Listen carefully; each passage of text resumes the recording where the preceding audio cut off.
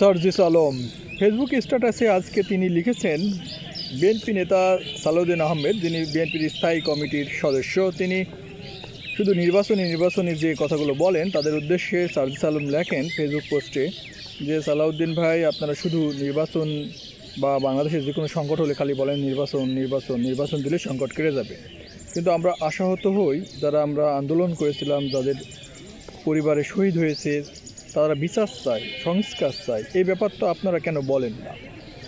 নির্বাচন হবে, অবশ্যই আপনাদের দায়িত্ব রয়েছে, দায়বদ্ধতা রয়েছে, আপনার বড় দল, কিন্তু আপনাদের কাছে আমরা এটাও আশা করি যে বাংলাদেশে যে অন্যায়গুলো ঘটেছে সেগুলো যেন সঠিক বিচার হয়।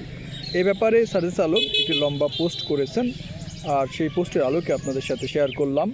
তবে বিএনপি শুধু নির্বাচন করছে, আমার মনে হয় সার্জিস আলমের এই বক্তব্যগুলো অনেকটা সঠিক।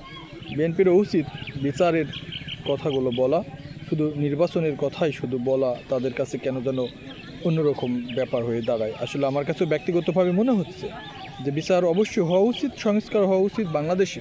নাহলে গতানুগতিক ওই যে অনেকে বলছে যে বিএনপি ও আওয়ামী লীগের ছায়া, এই কথাগুলো যাতে কেউ বলতে সুযোগ না পায়, বিএনপিরও উচিত এ ব্যাপারে পদক্ষেপ নেওয়া, বিএনপিরও ধৈর্য ধরা উচিত।